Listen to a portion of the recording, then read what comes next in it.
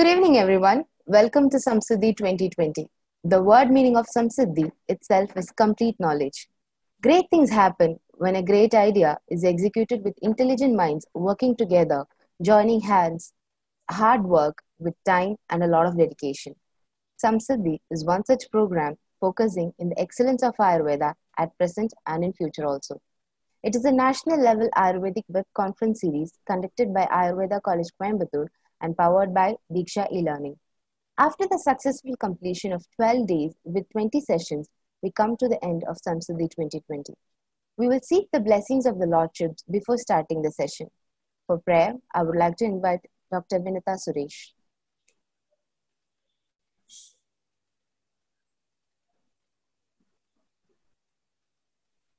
वक्रतुण्ड महाकाया सूर्यकोटि समप्रभा निर्विघ्नं कुरु मे देवा सर्वकारेषु सर्वदा.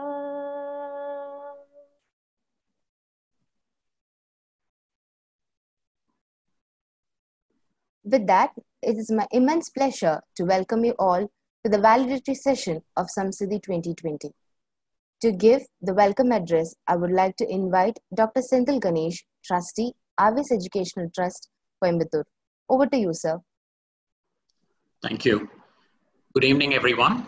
It's really a pleasure to have all of you this evening when we have all gathered virtually this wonderful evening to conclude the Samsiddhi 2020. As you all know, Samsiddhi was started in the year 2016, and prior to this program, we had already conducted 2 consecutive years of seminars. And this year, we were planning to do such seminar, but due to the disruptions all over the world, we now have conducted a series of web series, and it has gone extremely successful. Thanks to each and every one of the participants here and to all the organizers who have made this a grand success. It's indeed a testament to the leadership of our principal and his team, who has toiled day and night, I should say, to make this program a huge success. So once again, I congratulate all the members who have been involved in this committee to have made this successful. We have already conducted 21 webinars, and we have got more than 10,000 participants from national and at the international level. Having said that, we are extremely happy that we are here today to conduct the valedictory session. And we have amongst us a series of distinguished scholars, I should say, in the field of Ayurveda. Praise all of us and to bless and wish Samsiddhi, not only for this year, for the ensuing years as well. First, we have amongst us Vaidya, Shri Rajesh Kotecha. He's an Indian Ayurvedic physician who received a Padma Shri Award for Medicine in 2015. He was appointed Secretary of Ministry of Ayush for the Government of India in July 2017, and is a former Vice Chancellor of Gujarat Ayurveda University, Jamnagar, a post he held from 2013 to 16. He has had a lot of achievements, and he is a prolific author. He has written 2 books, Concept of Atvabhini Vesha in Ayurveda, which discusses minor psychiatric disorders within Ayurvedic parameters, and A Beginner's Guide to Ayurveda, which is about Ayurvedic principles and day-to-day life practices to remain healthy. On behalf of our management, principal, staff, and each and every one of you, I welcome Vaidya Shri Techa to this valedictory session. Welcome, sir. I take immense pleasure to welcome Dr. Prasanna Narasimha Rao, Principal, SDM, College of Ayurveda and Hospital. Dr. Rao in his distinguished career, has been constantly involved in bettering the healthcare of the society in various positions and responsibilities. He has had various awards under his belt. Just to name a few, Dhanvantri Award from Ayurveda Swasthya Parishad, Mysore, Ayurveda Chanakya from International Academy of Ayurveda Physicians, Certification of Excellence, Top 10 Consultants, SDM Educational Society, Award of Appreciation from Alumni Association of Ayurveda Mahavidyalaya Hubli, Certificate of Honor, Bishak Shri from Shri Shri College of Ayurvedic Sciences and Research Hospital, Jewel of India from International Institute of Education and Management. Thank you very much, Dr. Rao, for gracing this occasion. Again, on behalf of the management, principal, staff, students, and on behalf of all the participants, we extend a very warm welcome to you. We also have amongst us Vaidya P. Ram Manohar, who's received his bachelor's and master's degrees from Bharatiyar University and Rajiv Gandhi University of Health Sciences. He has won the Excellence in Integrative Medicine Research Award from European Society of Integrative Medicine, and he has been invited as a speaker, and he has delivered at various prestigious institutions like Harvard Medical School, National Cancer Institute, Vienna, University of Vienna, University of Denmark, University College London, and People Friendship University, and so on. He has also won many awards: Ayurveda Marga Pravartaka Award, Vaidya Sundarlal Joshi Smriti Soda Purakshara Award, and Dwarakanath Memorial Award, just to name a few. Extremely happy, sir, that you could be with all of us. On behalf of management, staff, students, principal, I extend a very warm welcome to you as well.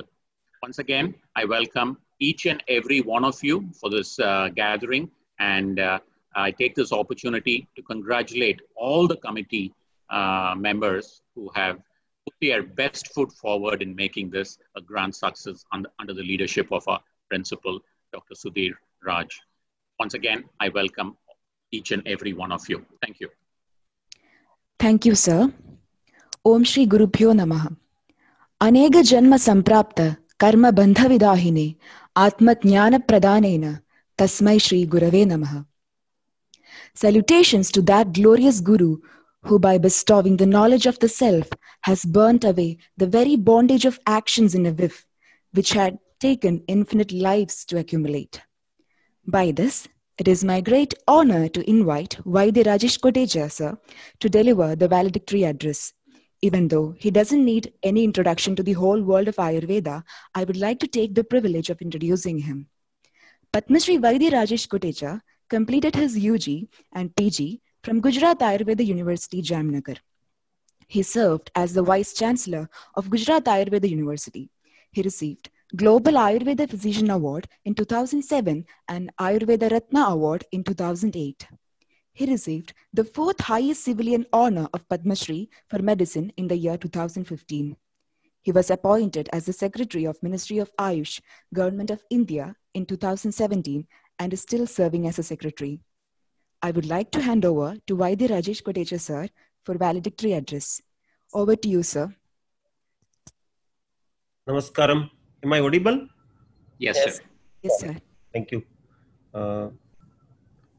Dear Sri Senthil Ganesh ji, Dr. Sudhir Raj ji, Dr. Pratana Rao ji, Dr. Ram Manohar ji, and all august audience.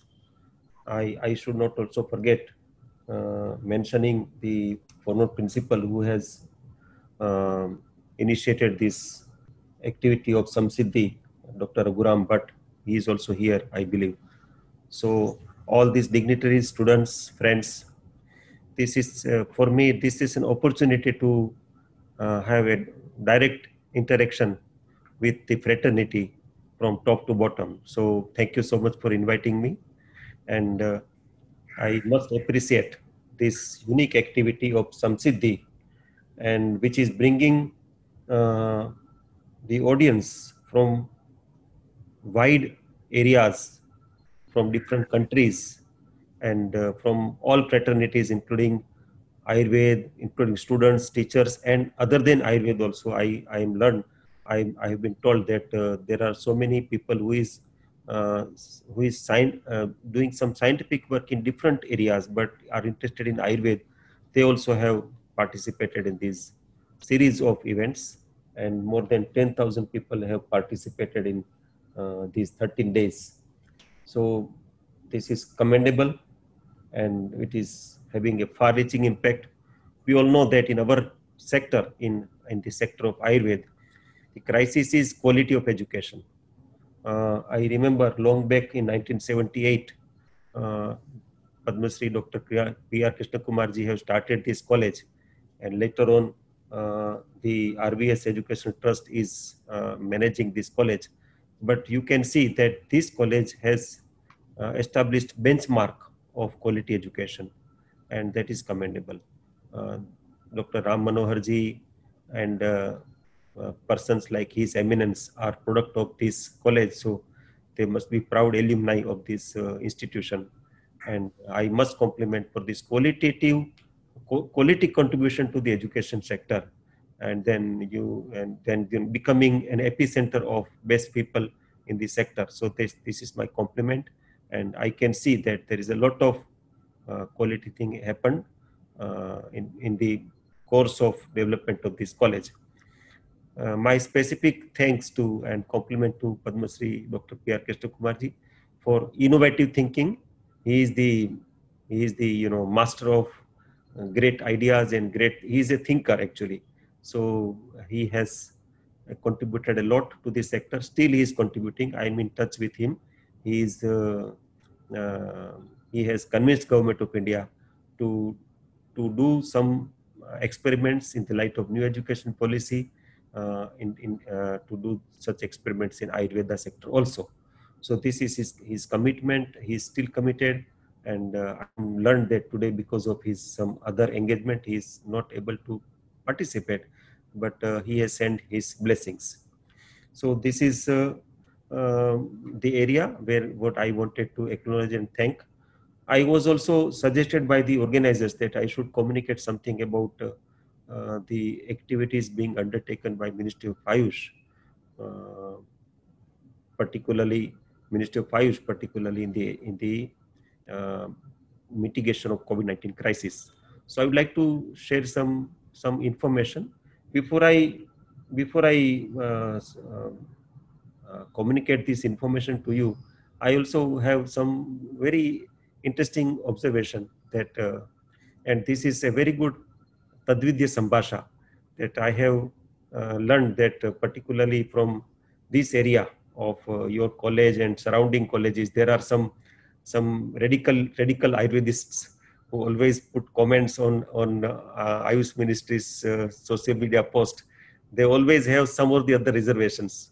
So they always have some advice, and they understand that whatever they say is only science, and rest whoever does whatever, there is no science. So this is, I would say, this is an Ayurvedic extremism or radical Ayurveda. I would say that.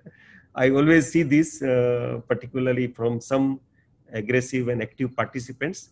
But my advice to them, because I can see their names, they are here and they are participating here. I can see their names.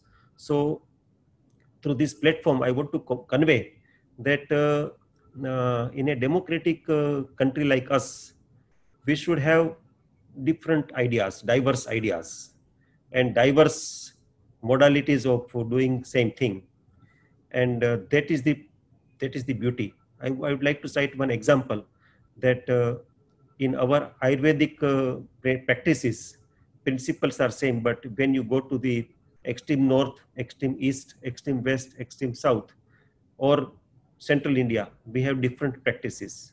If you ask an expert of Panchakarma in Madhya Pradesh, they have different understanding of and practice of Panchakarma, and in Dakshin Bharat, in South India, there is a different practice of Panchakarma. So Shastra is saying why there are different practices. It can be a matter of question, or it can be a matter of understanding. And then I would like to compare this fact as a scientific fact, that for any science, vibrancy is in, it stays into it in its dynamism. So if a science is dynamic, means it is continuously evolving. It is like a flowing water there, where the living creatures can grow, like fishes can grow in a water which is a flowing water. But if there is a dead water, nothing can grow there. So we should not just say that whatever is written in Shastra, nothing beyond that Shastra. It is a wrong approach. We have to always think in a dynamism. We have to think in a more inclusive manner, and we have to be ready to uh, to get exposed to the modern science and critics. They have right to criticize us, and we have right to establish evidences, and we have right to look at the perspective of modern science and understanding our mechanics of our science. So friends, my humble advice is, it is good to be critic, but it is not good to be critic for everything without having putting our intelligentsia, without putting our mind. So this could be a take-home message from me. Now about the COVID-19 crisis, you may heard that Ministry of Ayush did a lot of things. But before I go for that, I want to clear one doubt, that in particularly in Kerala and in Tamil Nadu, there is a confusion whether Ayush practitioners, Ayurveda practitioners are allowed to treat COVID patients or not. And this is a big question, and I on this platform I want to clarify, yes, they are absolutely allowed. Nobody can stop this. And if you go to Ayush website, there is a guideline published by Government of India of the COVID management, Ayush guidelines. You know, it's a separate guidelines of Ayurveda practitioners, Unani practitioners, Siddha practitioners, or homeopathy practitioners, even yoga practitioners. So these guidelines are formally vetted, approved by Government of India, and through this guideline, it is advised that an Ayurveda practitioner or Ayush practitioners of any stream of Ayush can treat a COVID patient, but with the consent of the patient, with the consent of end user, and they should not try. They should try to treat mild to moderate patient, and then if a patient is in crisis, they should be referred to standard care of facilities, or you know. And there are some good examples in some states, like in state of Gujarat, in state of Madhya Pradesh. There are examples that Ayurveda practitioners were formally deployed into COVID care hospitals, and then in these hospitals, when standard management of allopathy is being provided, the patients were given this opportunity to opt for the Ayurvedic treatment intervention, and with their consent, and the tremendous results are there. And there are some other examples, like in Delhi, All India Institute of Ayurveda, or Chaudhary Brahma Prakash Mahavidyalaya, or the Tibia College. All these three institutes, Ayurvedic institutes in Delhi, are converted into a COVID care hospital. And there, these patients who is admitted, they are getting standalone Ayurveda intervention. So they are not getting allopathic intervention unless there is an emergency. And in emergency, these patients are being referred.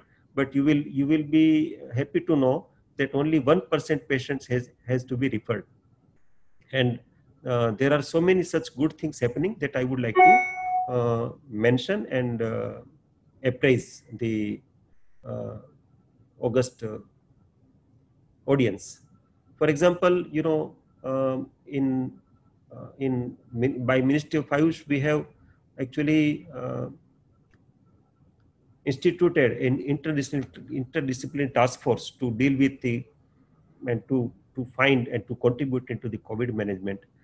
Dr. Ram Manoharji is one of the member of that important task force, and he is also involved into several other different such important tasks, and he is aware about that what has happened, that we have at Government of India level, we were getting a lot of suggestions, a lot of claims that we have found a cure, so it should be tested, it should be tried.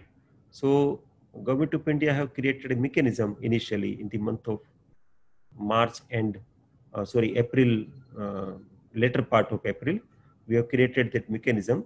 In this mechanism, we have created a web-based interface in which anybody can submit their observation, their claim, with details, and then there was a mechanism to validate or to examine those claims.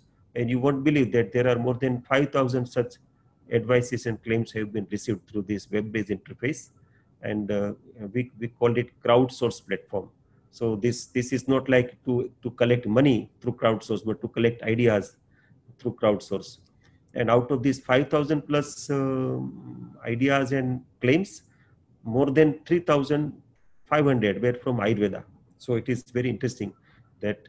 And then again, we have got a lot of radical Ayurvedists who were behind us, and they said we can guarantee that this approach will work.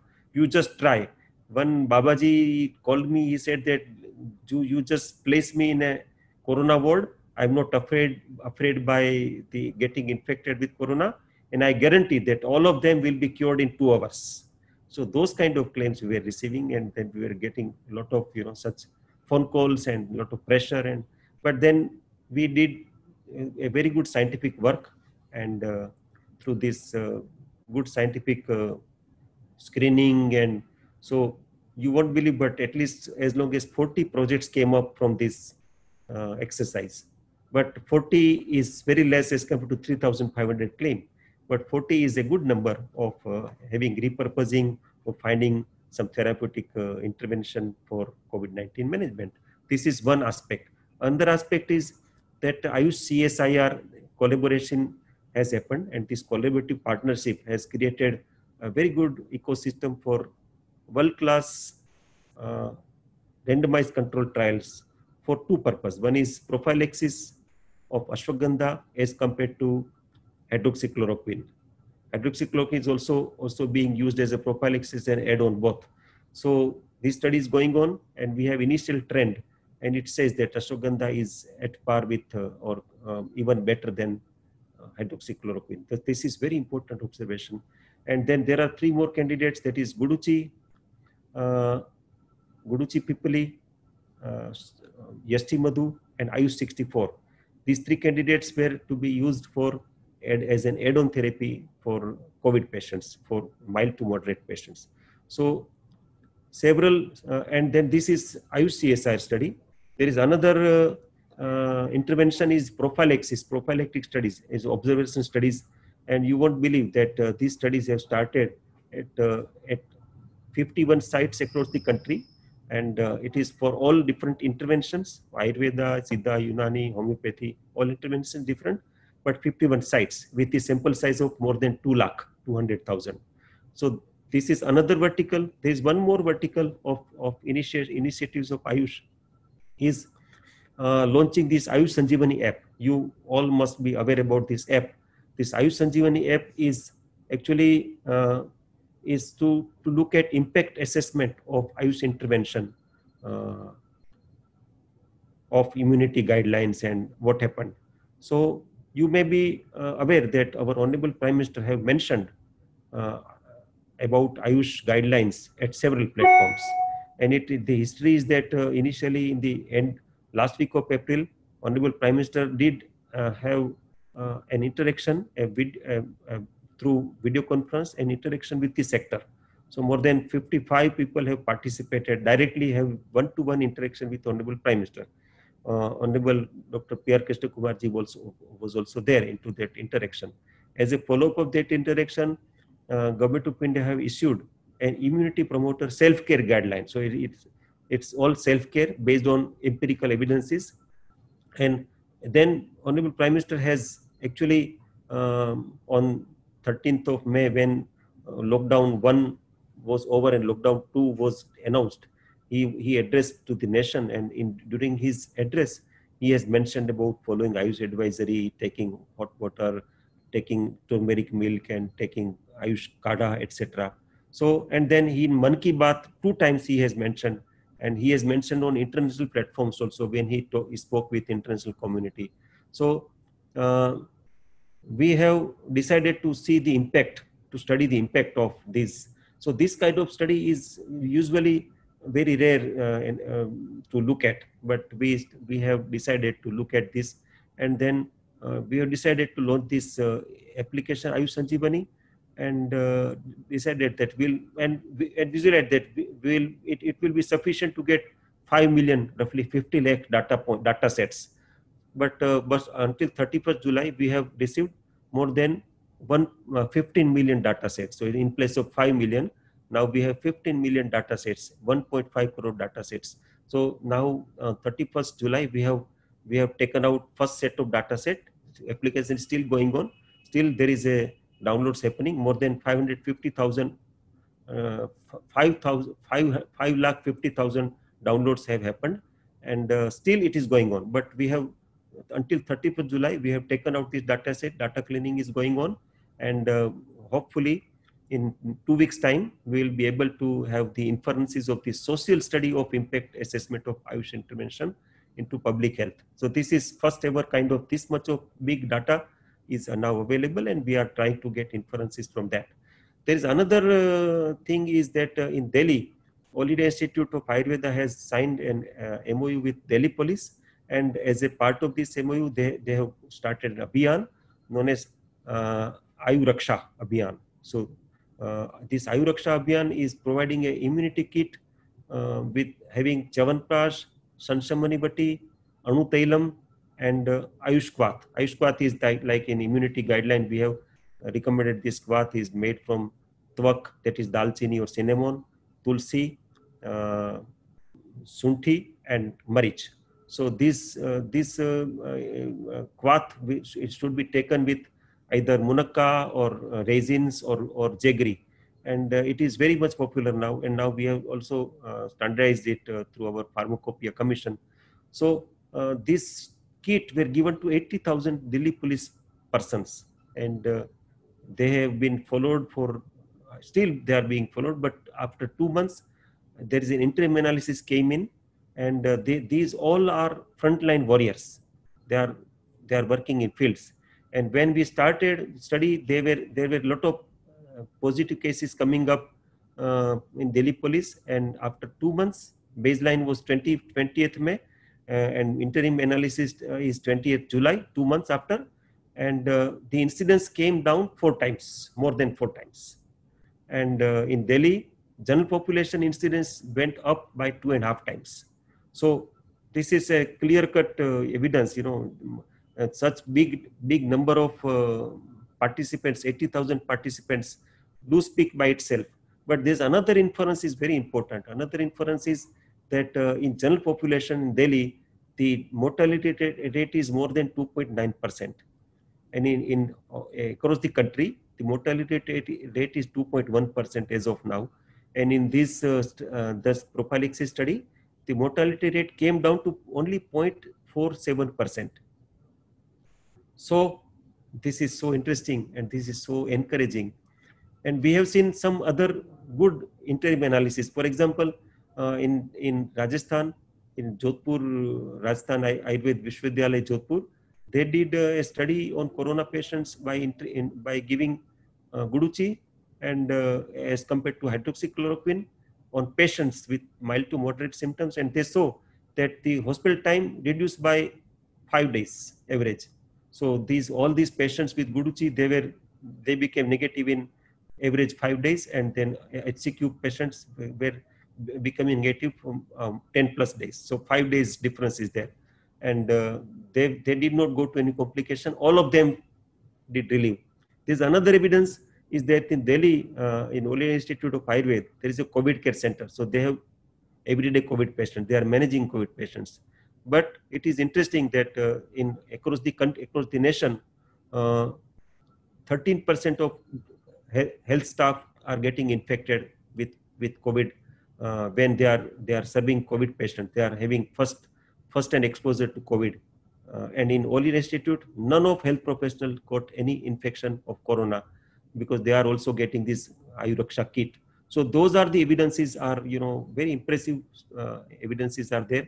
So now we have created an interdisciplinary committee with the chairmanship of Dr. V.M. Katoch, who is the former DG of ICMR, with scientists of different fraternities, top scientists of the country, and we requested them that looking at these evidences, looking at the evidences on earlier evidences of Guduchi, Pipali, Ashwagandha, Ayush 64, we should look at exploring the possibility of inclusion of these interventions into national protocols of COVID management. So now we have prepared that. They have submitted this report.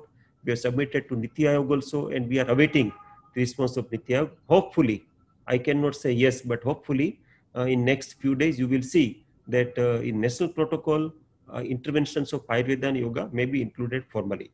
So those kind of great things are happening into this COVID management area.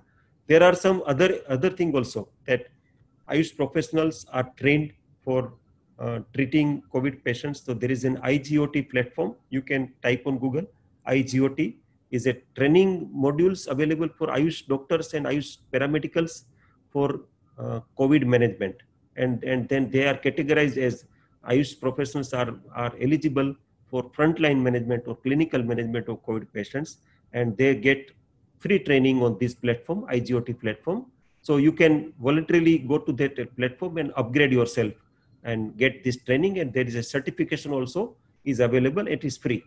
So on this IGOT platform, more than 250,000 Ayush professionals are trained, and more than 40,000 professionals are deployed across the country. So the popular belief is that Ayush is not on board, but it is not true. Ayush is very much on board in the form of human interventions of human resource, in the form of helping the people for immunity or helping the people for COVID management. There are different conditions in different states based on the approach of the states. But irrespective of all this, there are small or big interventions are already going on. In Madhya Pradesh and in Gujarat, they are the most impressive interventions are there. And in Haryana, in Punjab, in Delhi, in some other states, they are very good. In some states, it's still they are considering to involve. So we are trying to convince them that adding Ayush intervention will add the quality, because you can see that earlier the mortality rate was roughly 4%, then it is coming down. So coming down has also an inference based on our Ayush Sanjeevani study, that people are using more and more self-care immunity or taking something for the immunity, and that also can be corroborated by 4 times cells of Chyawanprash, 5 times cells of Ashwagandha, 10 times cells of Guduchi in our country, because people are taking it. So probably there is an inference that taking these immunity promoter things are helping the people. Even if they are infected, they are not going to severe. They are mostly asymptomatic or mild symptoms. So those are the things are happening. And at the end, I think I will address just one suggestion of Dr. Raghuram Bhatt, and I'm just trying to publish this data so that we can share among our fellow Vaidyas and remove their misconception. And Dr. Raghuramji, I am happy to share this information that we have created an ecosystem of publication into high impact journals. For example, this study of Rajasthan Ayurveda University is already available on preprint version on BMJ.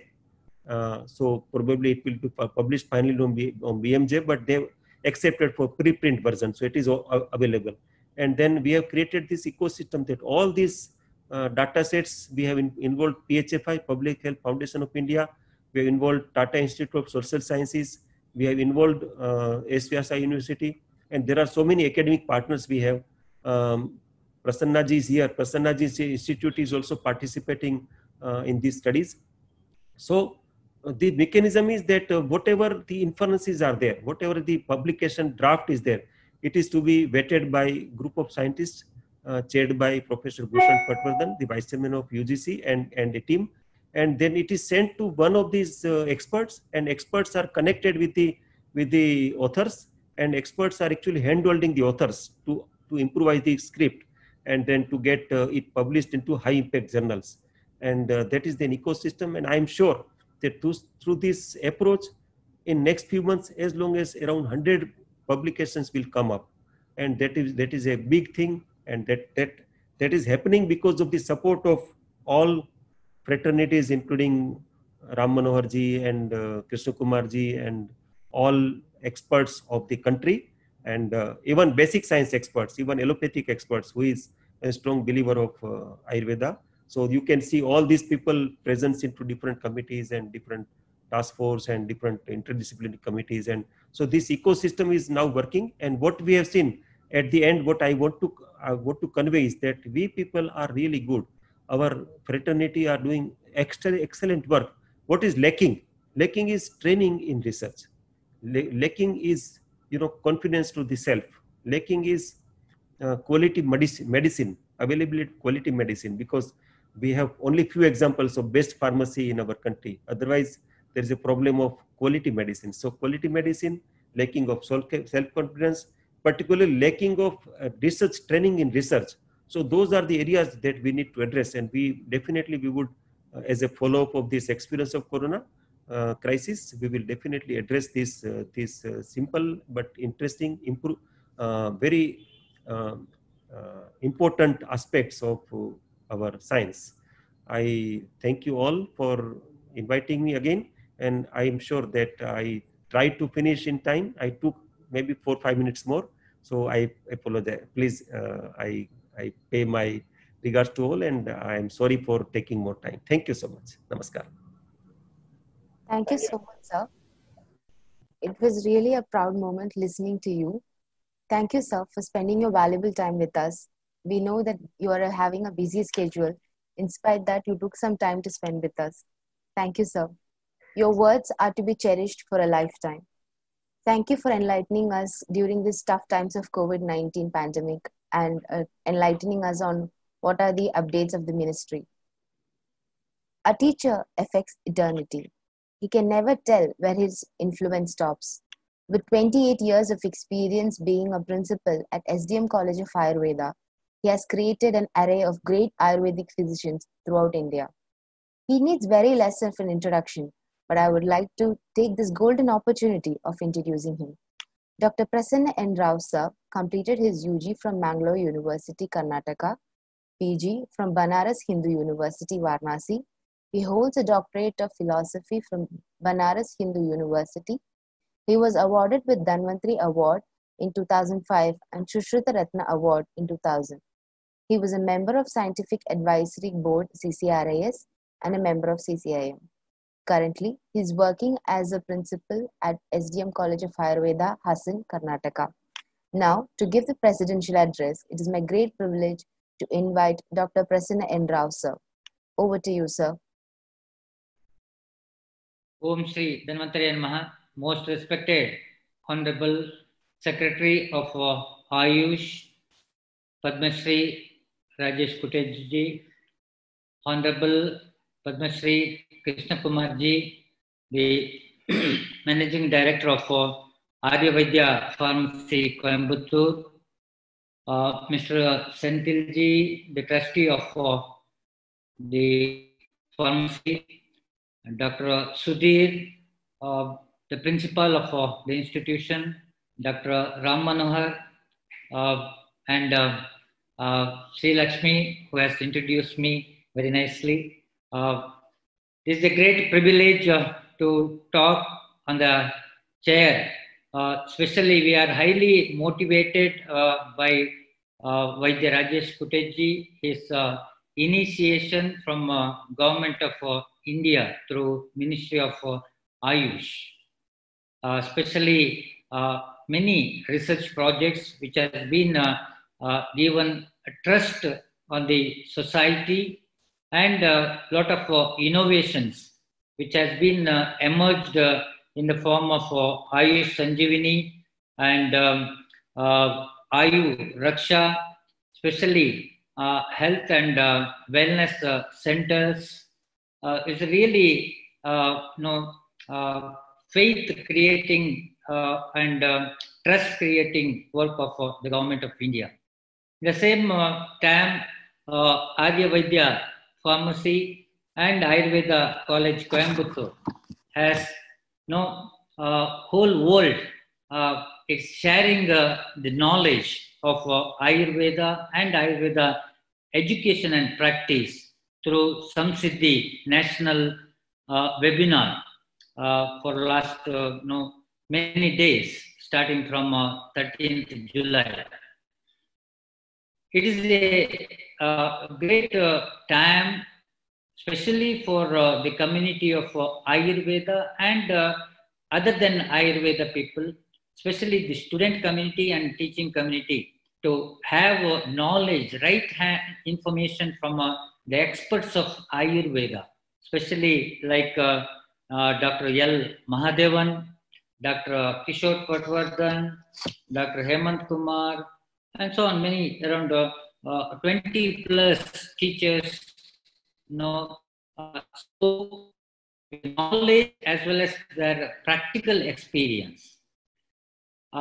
Usually in the collegiate education, we get both education as well as the practice. But when the practice, knowledge, and research, all three in the place, the source of these, all three is very rare.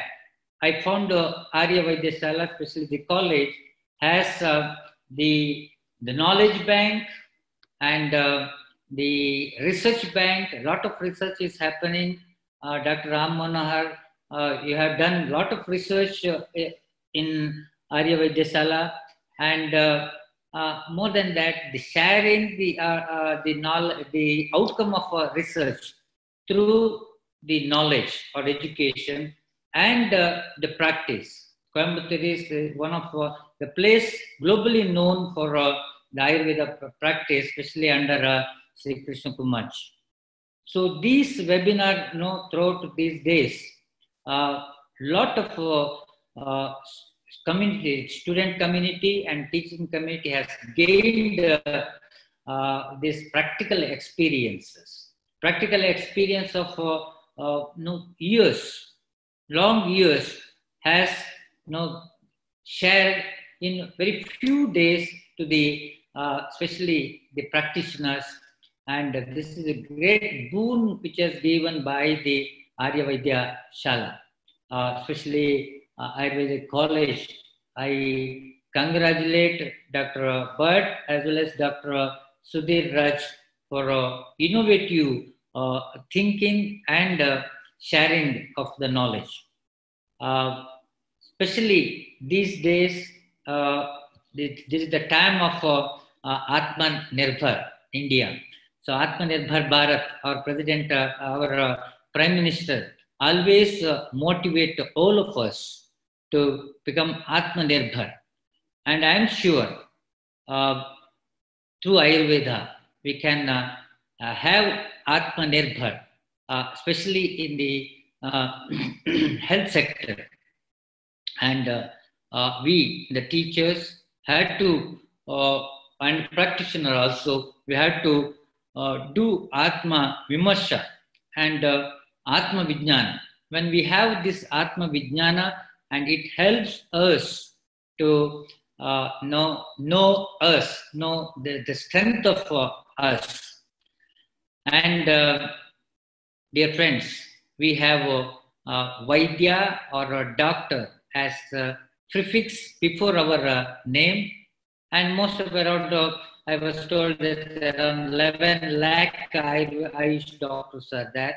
Everybody has this Vaidya or doctor as a prefix. And every one of us, we have a degree as a suffix, maybe BMS or BUMS or BSMS, these degrees, or MD, PhD, all these things. What makes difference is our name in between the prefix of doctor and the suffix of the degree. That name will be strengthened when it will be added with the knowledge, research outcome, and practice. Our practice should be always based on the research outcome, application of research outcome. I am sure, Abhyase praptate drishti, karma siddhi prakashini, ratnadi sat asat jnanam na shastra bhitiyate. Only knowledge or education may not enough to go ahead with the practice. This has taught us during this COVID-19.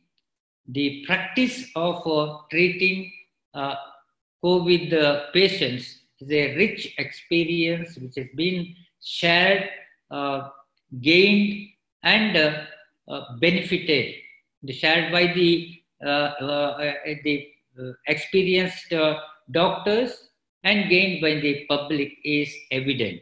And as our Secretary Sir has told, shortly we will know with the data, and when the government of India include Ayurveda and yoga in the treatment protocol, I think this is a great support from the government and also value for our 5,000 years knowledge.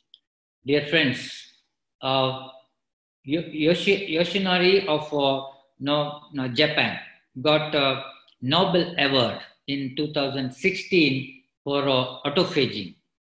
And autophagy, which was practiced rather through Upavasa practice of Langhana, practice of Ayurveda.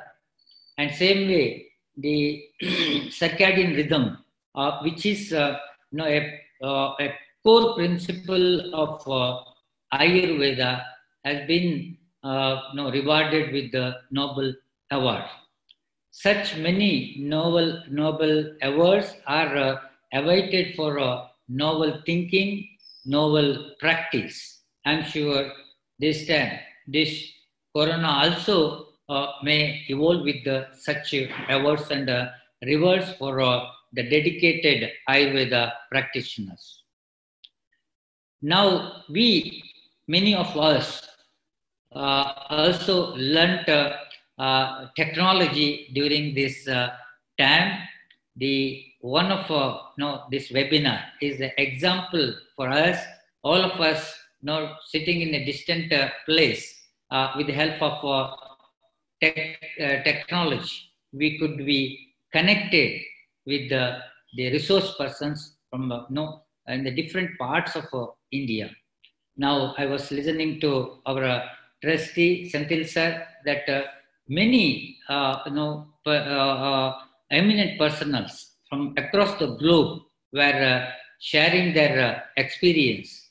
And this is an evidence for tech savvy. Ayurveda has become tech savvy, and Ayurveda fraternity need to also develop in this area in a greater extent of the practice. Ayurveda has given a lot in the form of diet, and especially these days, the forest ministry, especially the herbs, endangered plants are connected with the Ayurveda and Ayurveda pharmacies. The genuine Ayurveda herbs are being shared from the ministries, different ministries, state ministries of different states to strengthen the quality Ayurveda products in India. And I was also told that veterinary Ayurveda is developing now. Banaras Hindu University has come up with a new course in the veterinary Ayurveda, where there's a very good scope for Ayurveda, and especially these days developing this is the cosmetology. Cosmetology is another area where people are looking for simple product. Like I was listening to finance ministers of Union Ministry. She was discussing about 5,000 products, which are small products from which we can become Atmanirbhar. And one of the products such is the Calarium, which is what Ayurveda, which is very famous, known for Anjana. And this is one of the area, skin and hair, and also the other areas which add cosmetic value. And dermatology is one of that area. Now you know, in modern medicine, that there was the time where radiology had high demand, and after introduction of artificial intelligence, the that uh, demand of radiology has gone out, and radiology is going to get an extinct. Ready to we need to be ready to accept these changes. And now the dermatology is taking a high pitch in the medicine, where Ayurveda has a greater role to play. And we are very, the products, knowledge, the layers, different layers, minute layers of the, Ayurveda discussed about 7 layers of skin, where the Ayurveda has a great role to play. And think how can bring changes in the technology or simulations, etc., to help our understanding. We have our own understanding with our principle, and when we bring changes using our principles in the service area like practice, a great acceptance will be there for Ayurveda. And especially corporate sector, we need to work it out. I'm sure the concept of Prakriti in selection of the human resource will play a great role. I was told that the ministry is also under guideship of our Honorable Secretary, like as we have now Aadhaar card. And the days will come, every Indian citizen will have a Prakriti card. And with this Prakriti, we will know our all information of the Constitution, likings, dislikings, possibilities of the health and ill health. Everything may be possible. A day will sure it will come.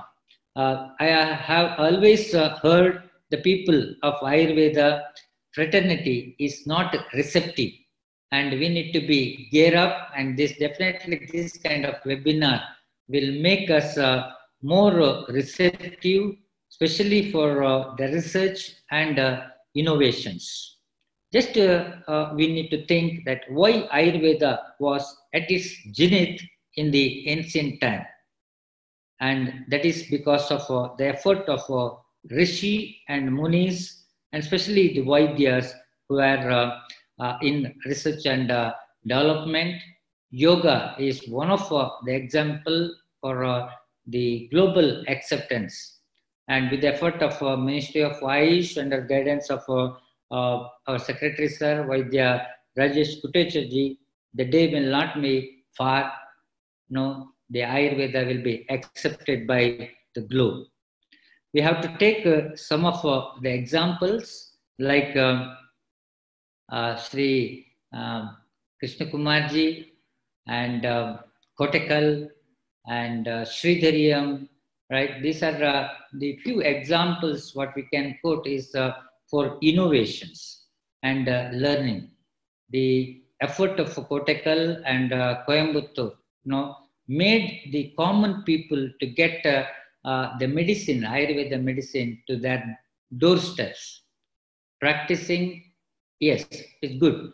And same time, the making availability of the Ayurveda products in their doorstep is a great thinking. It's a great innovations which they had and materialized today with every practitioners.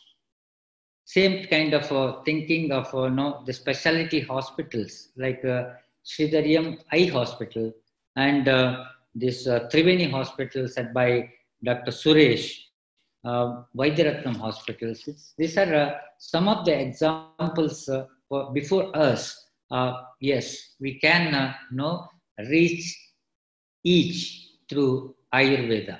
So reaching each of Indians through Ayurveda is very important. And these days we have a lot many stages to play, like we have YouTubes, we have Instagrams, mass medias, Ayush channels, right? And this will help to reach each through Ayurveda, and also which will enrich our economic status. The Proctor, Wellnex, Sing Remedies, Apollo, Purify, Healthify, such many avenues are available for us to practice during the difficult situation of COVID-19 also. Who is not able to reach the hospital, we can reach to their place, their heart through these medias.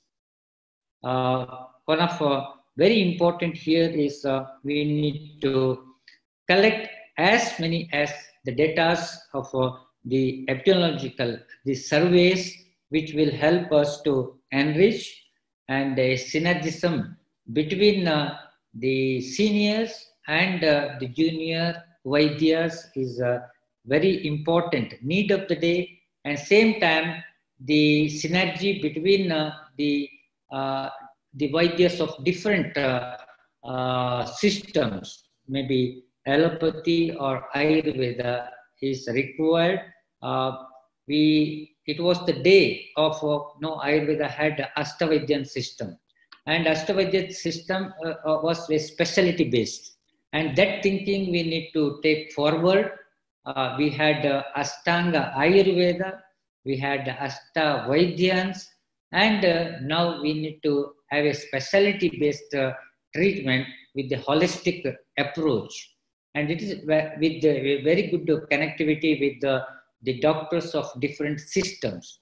An example, when we have treatment for infertility, when we have a collaboration with the allopathy side, Ayurveda side, and it works good, and that also acceptance will be very high. I have one doctor for this example is Dr. Dayani Sirivardhane in practice in Colombo, who has developed a very good connectivity with the experts of different systems, which especially help the professionals as well as the users. And such system we need to develop, and I'm happy that this sports medicine has gained this synergistic or additive systems. Dr. Sudhir, you have now done wonderful work through this Samsiddhi. You have reached. I was always thinking we have big people like Sri Sri Ravi Shankar ji, Amma, our Dr. D. Virendra Hegde ji, Baba Ramdev ji, right? They have done a lot of things for this society through Ayurveda and Indian systems. And the doctors, being the graduates, the graduates, postgraduate doctors, we have a lot of things to do and follow them. Those great visionaries, and like what Arya Vaidyashala and our Ayurveda pharmacy and the Ayurveda College of Coimbatore is doing. I am sure we will strengthen India, what we say, Sarve Janaha Sukhino Bhavanto. So Sukha is the health, and we will give health for all through Ayurveda, and through this webinar, I think partially we have done that job. We have made the Sarve Bhadrani Pashyantu. The security of the individual is very important. Now, through this webinar, especially the student community have got, many of the colleges are not truly functioning now because of the COVID situation. And you have done your effort to reach them, each student, right, through the knowledge. Getting L. Mahadevan is not easy. Getting Ram Manohar to each college is not easy, right? So it takes time, it takes everything. So with this, you could take Ram Manohar to the nook in the colleges of in the nook and corner of this India, and now Dr.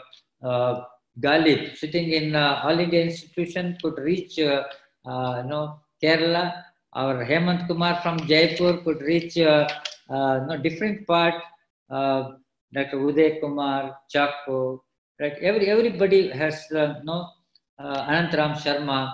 So you have taken Dr. Prashant, you have taken them to each home, rather not only college, each home. So I congratulate on behalf of this community, especially the student community and the teaching community. I congratulate you for taking this innovative step, and also requesting you not only we are not having valedictory of this program. We will be continuing such webinars in the future days also. I am sure Sudhir will agree with me. Sudhir, sharing the knowledge is the great service. With this, I conclude, and my salutation to Sri Krishna Kumar ji, who has made thousands of Ayush Ayurveda doctors. He is a great source of knowledge and great source of practice and great source of research. And I'm sure this will become a great foundation for the development of Ayurveda. I wish this is not the validity, this is not the end, this is the beginning of sharing knowledge. Thank you very much. Thank you. Thank you so much, sir, for your golden words. We're grateful that we got an opportunity to listen to you. With immense pleasure, I would like to invite today's guest speaker, Dr. P. Ram Manohar sir, to deliver the keynote address. A non-Brahmin doesn't need a sacred thread to the wall to know him. Just like that, Dr. P. Ram Manohar sir doesn't need any introduction to the Ayurvedic fraternity. But still, I would like to take the privilege of introducing him. He has completed his UG from Ayurveda College, Coimbatore, and PG from Rajiv Gandhi University of Health Science, Bangalore. He has served as research advisor of National Commission for History of Science, Indian National Science Academy. He is a WHO expert group member. He was member of Scientific Advisory Group, CCRAS, and CCIM member. He was also the former research director of AVP Research Foundation, Coimbatore, till 2016. Currently, he is the research director, Amrita School of Ayurveda, Kollam. Over to you, sir. Thank you. First of all, my pranams to Padma Shri Vaidya Rajesh Kotecha ji, the Honorable Secretary of the Ministry of Ayush, Sri Senthil Ganesh ji, the Trustee of RVS Educational Trust, Dr. Prasanna Rao sir, the Principal of SDM College of Ayurveda, Dr. Sudhir Rajan, the Principal of Ayurveda College, Coimbatore, and all the other dignitaries who would have been joined this session, and all the other participants. It's a great honor and a pleasure to be part of this event today. And of course, when you say Coimbatore Ayurveda College, it is a place which is very dear to my heart because I made my whole life in this college and under the guidance and inspiration of Krishna Kumar ji. So always associating with Ayurveda College, Coimbatore is like homecoming. So when Dr. Sudhir Raj, the principal, called me, I could not, hesitate to accept this invitation. So thank you very much. So it was very inspiring to listen to Honorable Secretary Kotecha ji and also Dr. Prasanna Rao sir. And although I have been part of the Ayush initiative in some areas for, COVID-19, it was quite inspiring to again hear it from him, a comprehensive summary of what has taken place through the efforts of the Ministry of Ayush. And I think this is really very historical. And the fact that we have a person like Dr. Kotecha ji at the forefront of the Ministry of Ayush, I think has made a very big difference. Otherwise, it may not have been possible for the Ayurvedic community to respond. And we must understand that it is overcoming a lot of, resistance, a resistance that has been built up over so many years, the origin of which we can even trace to colonial times, that the Ministry of Ayush has taken some important steps.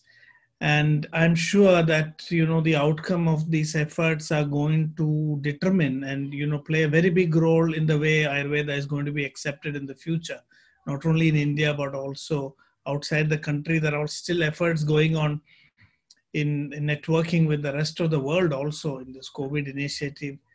And so that was really very inspiring. Dr. Prasanna Rao sir also mentioned a lot about research, the importance of bringing practice and teaching and research together. That was quite inspiring to listen to.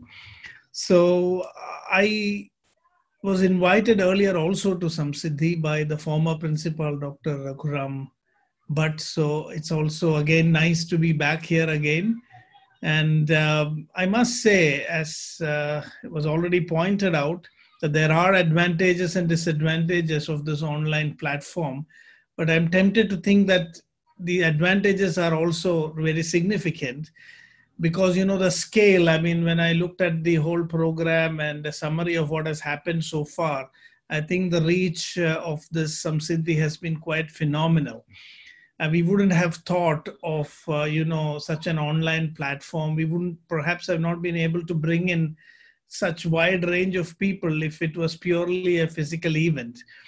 So while there is a lot of concern about, the so-called webinar mania that is also a side effect of the COVID-19, but I think if it is done with proper intention and purpose, it can really fill a big gap, as Prasanna Rao sir said, of students not being able to access knowledge. This is opening up an opportunity to connect to so many teachers and so many people, this kind of networking that is happening so invisibly in the digital world.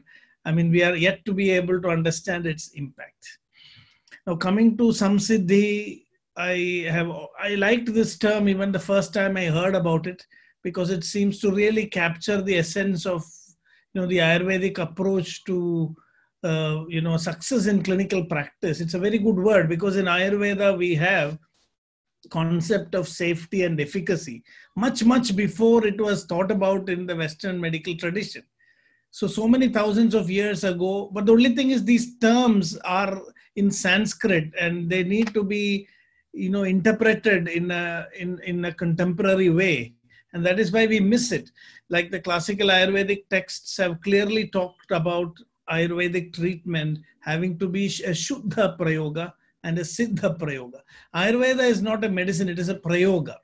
That is why when we talk about both Siddhi means efficacy and Shuddhi means, safety. Prayoga shamayad vyadhim yonyam anyamudirayad nasau vishuddha. Shuddhastu shamayed yanna kopayed. So this is such a beautiful, definition of how safe treatment should be. And today it is an irony that globally Ayurveda, people are demanding Ayurveda to demonstrate the safety of its treatment when this such comprehensive concept of safety was first evolved in the Ayurvedic tradition itself. And when it comes to Siddhi, which is efficacy, again, the concept of Prayoga is there. Samyak prayogam sarvesham siddhirakhyadi karmanam. That is how Charaga defines. And I think this is the nirvachana of Samsiddhi. That samyak prayogam sarvesham siddhirakhyadi karmanam. So Samsiddhi is the result of samyak prayoga. And for samyak prayoga, you need to have a samyak jnana of the Shastra. So this, I think, is the purpose of this whole exercise, to bring that thought process of Ayurvedic thinking into the mind of the clinician. So Ayurveda is not just drugs, it's not just herbs, it's the way we use it. It is the yukti behind all this. And that yukti can be cultivated only by constant, contemplation on the Shastra. So this constant contemplation has to happen through Swadhyaya and also through Tadvidya Sambhashana. And only when we engage in both these activities, we will be able to really open up this deeper insight. So I think this is wonderful, and I don't want to take too much time because I will eat up my own time of presentation a little later. So this is also a kind of paradox where I am coming as an obstacle to myself. If I speak longer, then I will obstruct myself from speaking on the topic. But I would like to really congratulate the organizers. I know it's such a challenge to have such a long drawn, event running over, 2 weeks, almost 2 weeks, and so many sessions, and coordinating on the online platform is also quite challenging. There are so many challenges of connectivity, so much of test runs you have to do. And finally, when it all happens, it is a success. And I'm already seeing that there are quite a lot of people who logged into this Zoom itself. And I understand that it's also going live. So that kind of a reach is really quite phenomenal. So I would like to congratulate. And I would also like, I can see Chako sir here. I would like to also thank him for inviting me, because he is the person who actually approached me and said that, why don't you, participate in this event. Thank you, sir. Nice to see you. And sir has also played a very big role. He has made such substantial contributions for the development of this college for so many years. And he was also my teacher. So it's a great pleasure to see you here, especially because of that reason, because seeing your face, I'm also, taken back to the good old days in Mankarai, where we had this unique Gurukula system. Of course, we miss the presence of Krishna Kumarji because he's really the inspiration behind all this. And I would also like to thank Senthil Ganesh for all the support that is being offered from the management, for the organization of these events. So with these words, I think I will conclude here. And thank you once again. I look forward to the technical session that will, start after this function. Thank you very much. May I Thank you, come in? I sir. have a small announcement, Ramji. I have a small announcement for everyone. Yeah, sure. Yeah, on 14th of August at 10 a.m., Minister of Ayush is launching Ayush for Immunity Abhiyan. Okay. Ayush for Immunity Abhiyan or campaign is being launched on 10 a.m. of 14th of August. So everybody is invited on because it will be a live event on Facebook and all social media channels of Ministry of Ayush. So please participate. Thank you, sir. Sure, sir. Thank you, sir. Now, to deliver the vote of thanks, I would like to invite our beloved principal, Dr. Sudhir Raj N. sir, who has been our backbone and the mastermind behind Samsiddhi 2020, without whom we could not have done this. To deliver the vote of thanks, I would like to welcome Dr. Sudhir Raj N., Principal, Ayurveda College, Coimbatore. Over to you, sir. Pranam. PD Rajesh Kottacha sir, special guest, Chako sir, Raghuram Bhatt sir, TG Vinod sir, and all dignitaries and all the participants.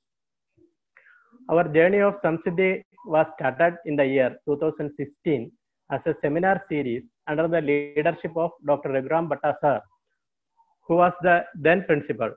As a continuation of the legacy, we have started Samsiddhi 2020 as a national web conference series on 13th July 2020, which was inaugurated by Padma Shri Dr. P.R. Krishna Kumarji in the presence of Vaidya T.G. Vinod Kumar and with the inaugural session of Dr. L. Mahadevan sir on the topic Clinical Dermatology and Ayurvedic Approach.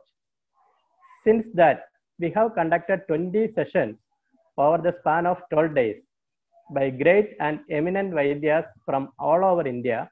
I would also like to take this opportunity to thank all the resource persons and the guest speakers for joining with us and taking their valuable time for really enlightening us. I am taking this great opportunity to thank Padma Shri V.D. Rajesh Kottacha sir for gracing this occasion. In spite of his busy schedule, he took some time for being here with us. So on behalf of management, staff and students of Ayurveda College, Coimbatore, I extend my sincere gratitude to you, sir. I thank Dr. Sendil Ganesh, sir, our managing trustee, who has given me and my team a great opportunity to host such a prestigious event like Samsiddhi 2020, a series of national web conference. I extend my sincere gratitude for your constant support and guidance. Once again, I thank you, sir. It's my privilege to thank Dr. Prasanna N. Rao, sir, Principal, SDM College of Ayurveda, Hassan, for his valuable, inspiring speech, which was really a motivation for the entire Ayurvedic fraternity. Though sir is very busy person, we should be grateful that he took time for us, and his guidance for the function is really remarkable. Once again, I thank you, sir, for being here with us. I would be failing in my duty if don't express my sincere gratitude to Dr. Ramanohan, sir, for his time and dedication. Being an alumni of our college, he was the first name that came to our mind for the valedictory section, and we are eternally grateful that he agreed for the same when I first approached him itself. I am greatly indebted to him for his guidance and support, without which this valedictory function could not have been a great success. From the bottom of my heart, I express my sincere gratitude for all his support. I wholeheartedly thank all the members of DIKSHA e-learning, which powered and support our all program. At each step, they have been supporting us. Their contribution to us can be thanked in words. I thank all the participants from all over India and abroad who joined with us and made this program a grand success. On behalf of the all Samsiddhi team, I express my sincere gratitude to you all. Though I don't have to thank my fellow colleagues and students of AVC family, it is my duty to thank them for their efforts and dedication in organizing as well as coordinating each and every session. Without their time and hard work, Samsiddhi would not have been successful. Thank you everyone for your valuable time. Thank you very much. Thank you, sir. By this, we are concluding the validatory function. Without any further delay, we are moving to the session on the topic Avastha Vidhamneva Chikitsa, the heart of Ayurvedic approach to treatment, by Dr. P. Ram Manohar, sir. Before starting the session, I would like to go through a few of the basic instructions to be followed throughout the session. For an uninterrupted class session, use a laptop with high-speed internet connection. Please make sure your microphone is on mute to have a disturbance-free session. In case of any disruption, please check your internet connection first, and if the problem is within our network connection, kindly raise the issue in the chat box. Filling your full name to be displayed is appreciated. Any questions can be raised in the link provided in the chat box. Questions raised in the link will be cleared at the end of the session. Once again, I welcome you, sir, on behalf of the management, faculties, and students of Ayurveda College, Coimbatore, for the session. Over to you, sir. Thank you. So, we will start with a small invocation because Ayurvedic knowledge comes from a higher source. So, before we start discussion, it is good to tune in to the depths of your own consciousness.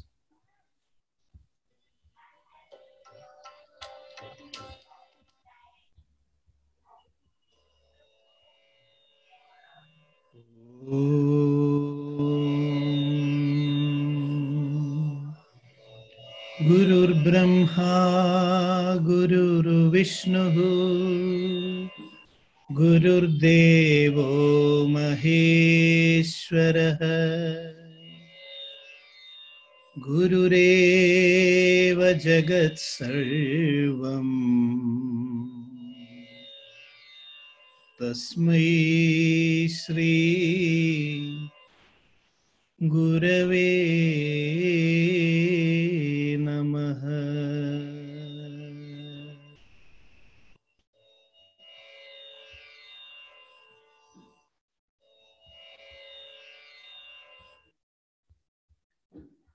So it is a fundamental principle in Ayurveda that we have to look at the whole world as our teacher. Kritsno hi loko buddhimata macharya. And also, Vagbhada also repeats the same idea in the Ashtanga Hridayam. So this is the words of the Guru, that Ayurveda is a process of relentless learning.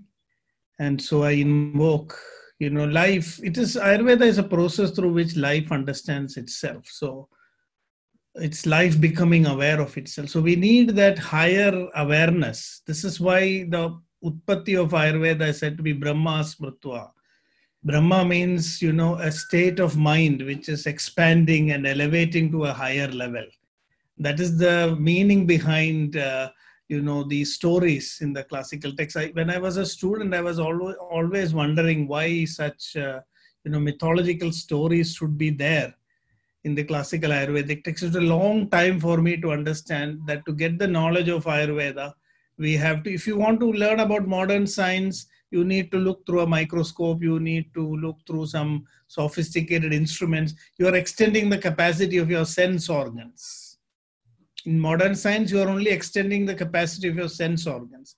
Whereas in Ayurveda, we are extending the capacity of our mind by creating an inner transformation, by elevating our minds to a higher level of awareness.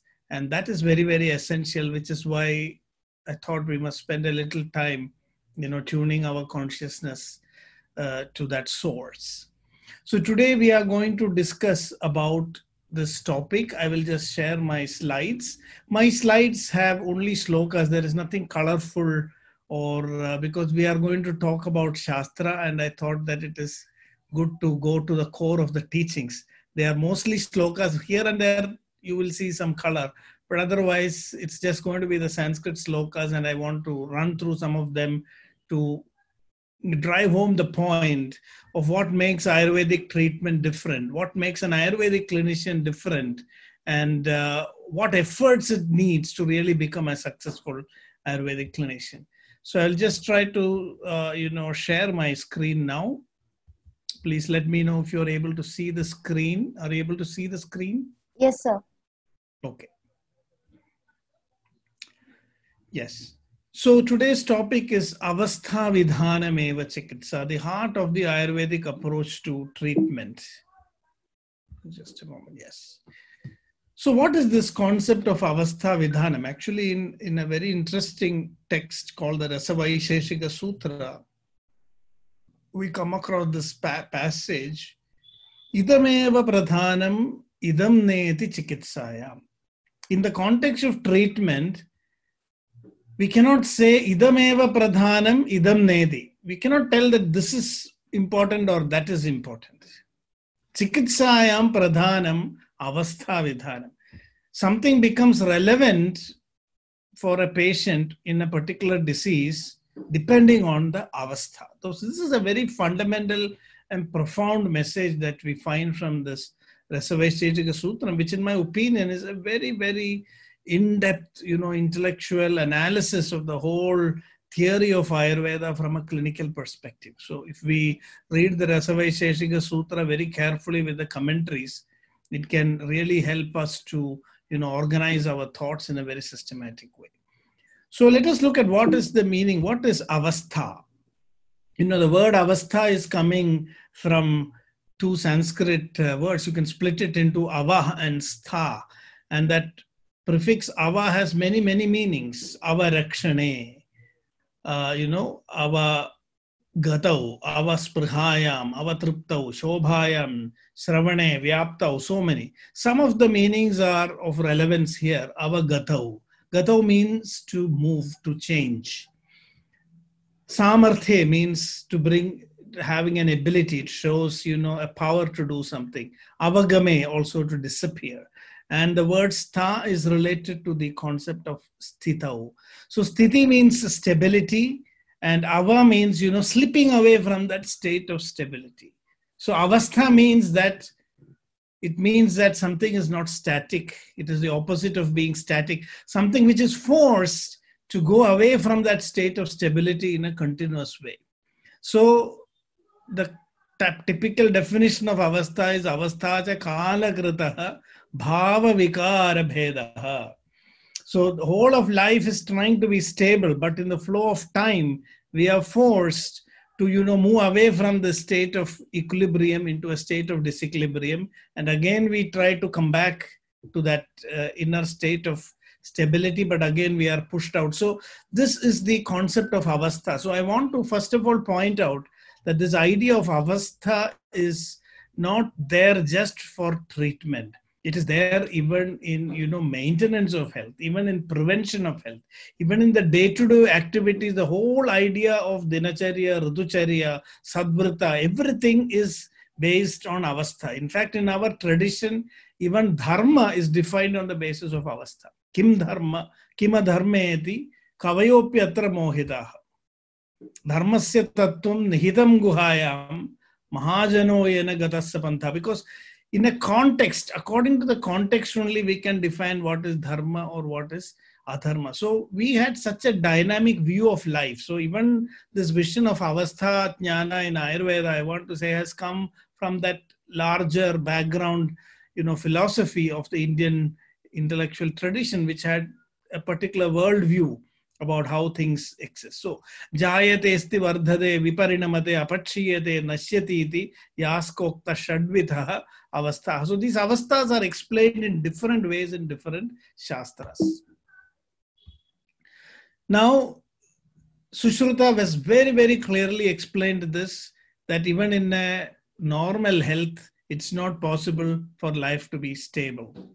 Vailakshanyad shariranam asthayitvat tathaivacha doshadhadu maladinam parinamo na vidyate. The shariras, each one of us, are vilakshana. This is the great paradox in nature. We are all made of the same ingredients. If you go to the core, it's all the same atoms that make all of us. At whatever level you look at.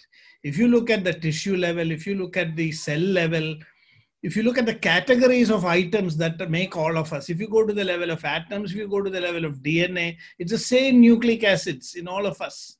But what is it that makes us different? It's just the configuration.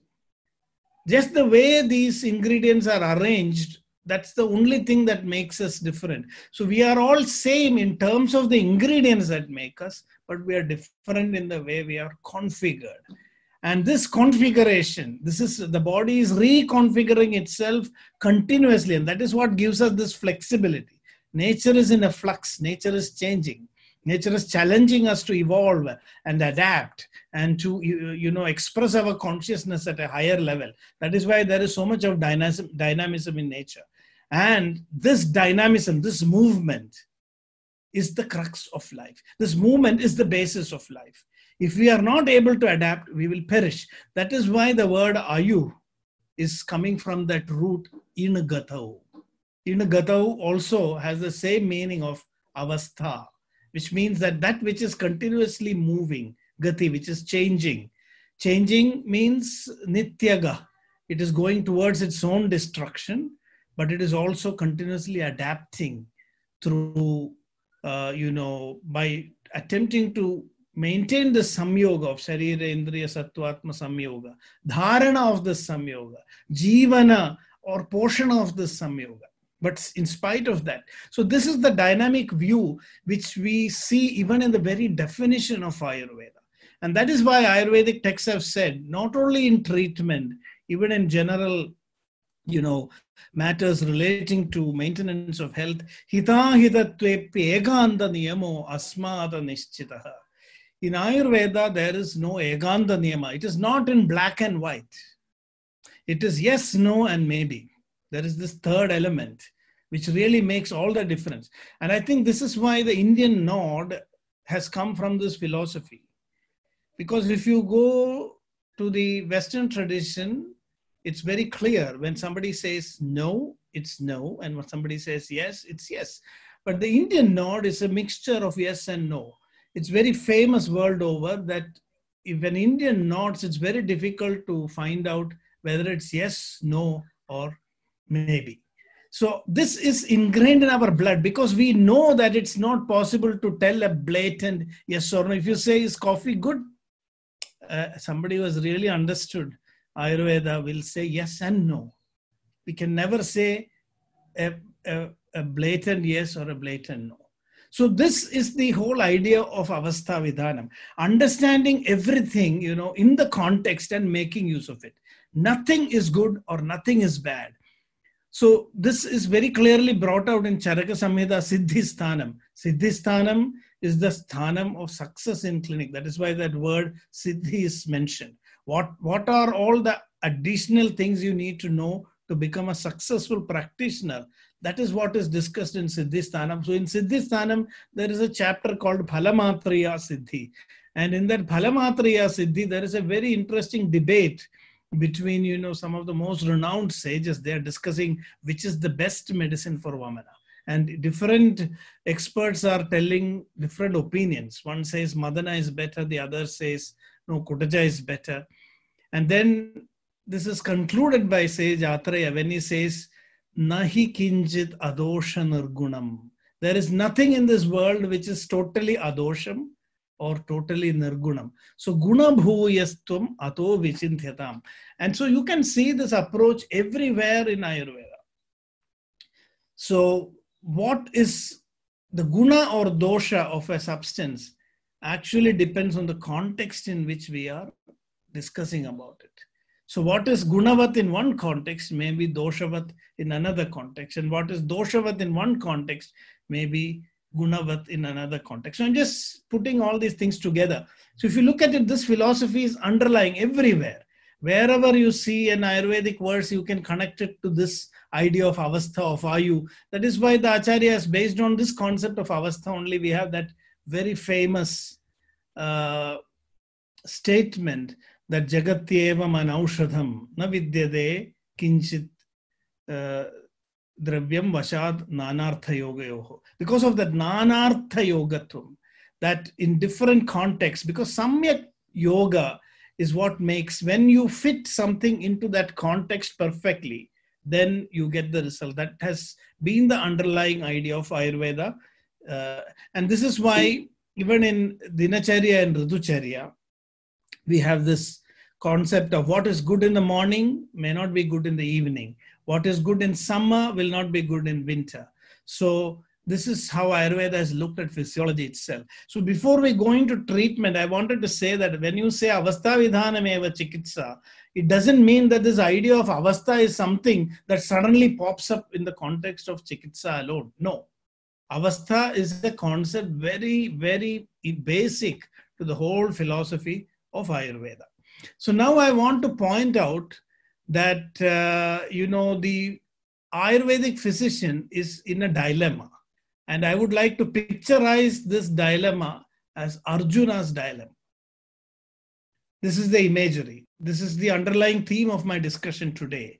And how can we become a successful Arjuna? In fact, we need the skill of Arjuna in archery. That kind of a skill is what will make an Ayurvedic physician successful in clinical practice. And actually, Charaka has also, in that Mahati Kuddaga Chadushpadya Madhyayam, in the dialogue between Maitreya and Atreya, Atreya has compared an Ayurvedic physician to an archer. So here, what is Arjuna's dilemma? See, you can see two images here. This is the colorful part of my talk today. And you can see that on the allopathic side is an archer who has a target very much clearly visible in front of him. It is an unmoving target and he has a bow and arrow. All he has to do is to take aim and shoot. This is also not so easy. Of course, you need some training. But the thing here is that the target is directly visible to the archer and it is a stationary target. It is not moving. And with a little practice, the whole practice has to be on fixing the bow and arrow on the target. Once you practice that, it's a very straightforward thing. It's almost like a magic bullet concept. So the whole concept in modern medicine has been the idea of a magic bullet. Paul Ehrlich was a specialist who brought out this idea of a magic bullet. And at the time when Western medicine was making all this wonderful progress, the whole focus was on, for every disease, we would have a magic bullet. And I want to say that as Ayurvedic physicians, we have also been carried away by this magic bullet idea. Today, when we are learning, everybody wants to learn about yogas, new yogas. Whenever you go to an old physician, I remember some of the old Vaidyas, when young students come to learn under them, they will find everybody is standing beside them and they want to take some notes. So they ask, what notes are you taking? They're just taking the names of the yogas. And then these Vaidyas would scold them saying, there's no point in seeing my prescriptions because unless you know the context, this is not the way to learn Ayurveda. I still remember how many of these physicians used to tell us. So in Ayurveda, we have also been overpowered by this magic bullet idea that we want a diagnosis and a medicine. So we want it to become easy. But the fact is that we have to follow the path of Arjuna. And what is Arjuna's dilemma? You know the story when Arjuna went to seek the hand of Draupadi as his bride. He was asked to prove himself. And we are talking about, suppression of women in the Indian tradition. But when you look at these old stories, we find that women were really on a very high pedestal. No woman had to prove her worth to get a husband, but a man had to prove his worth before getting a woman. We also had a Swayamvara tradition where the woman could actually, choose which man should become her husband. And now here Arjuna, poor Arjuna, is such a, high profile person, so famous all over the world, but in front of a woman, he is asked to prove his worth. So I would say that, let us also think of it in that way. Today, Ayurveda being such an old tradition, still, in the front of the scientific world, we are being forced to prove our worth. Let us look at that also as just Arjuna's dilemma. And let us rise to the occasion and prove, what we are capable of doing. Now, so Arjuna had to do a very, very challenging thing here. He had to hit the eye of a fish, which was moving on a wheel, which was kept on a pole, which was quite high. And the most interesting thing here is that not only was the fish moving on that wheel, he was not allowed to directly look at the fish. He has to see the reflection of the fish on a vessel of water that was kept beneath.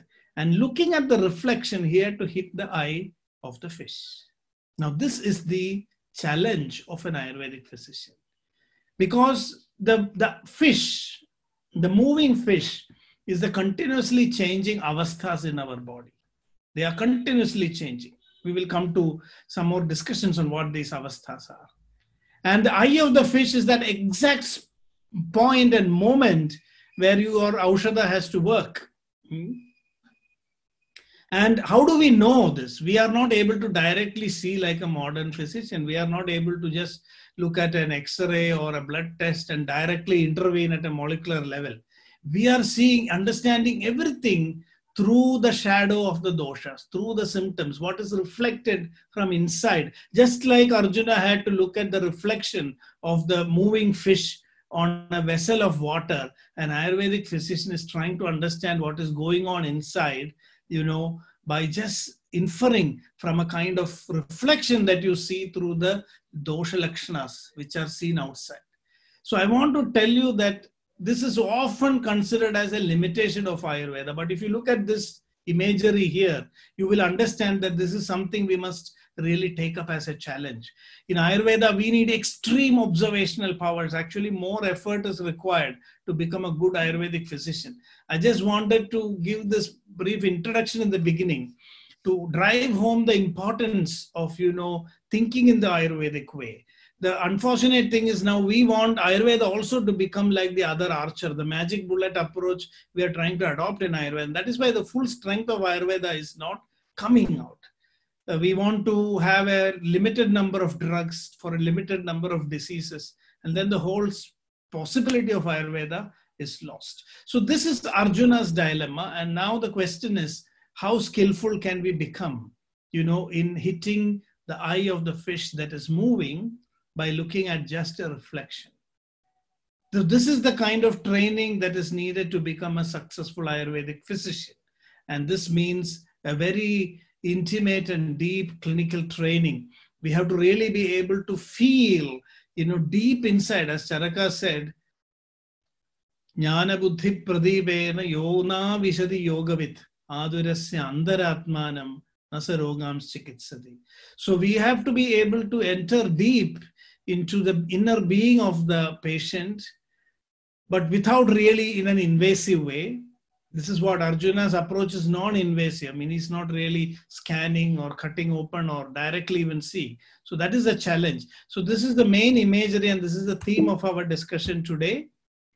So we know that this is why Vagbhada has also emphasized Dushyam Desham Balam Kalam Analam Prakritim Vaya Sattvam Satmyam Tathaharam Avasthascha Prathak Vitha Sukshma Sukshmaha Samikshesham Dosha Ushada Dirupane Yo Vartade Chikitsayam Nasaskhaladi Jadujit. So Vagbhada has also very clearly mentioned that only one who is able to see these Sukshma avasthas, and our whole question here today is, how can we understand, what are these avasthas and how can we understand them?